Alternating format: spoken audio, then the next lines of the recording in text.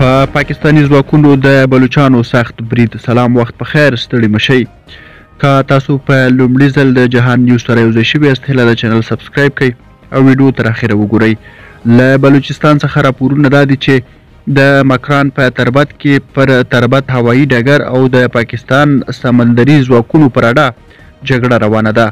د پرلپسې چاودنو او ډزو غږونه اورېدل کیږي.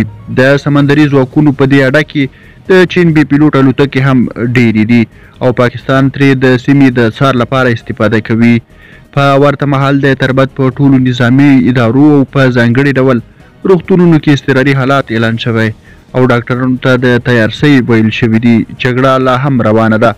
تازه همدا اوس د بلوچ وسلوالو د ځانمرګو فدایانو مجید کنډک د دغه برید مسؤلیت پر غاړه واخیسته او وایي وسلوال یې هوایي ډګر ته داخل شوي دي. درنو لیدونکو، د نورو جزئیاتو لپاره له موږ سره پاتې شئ.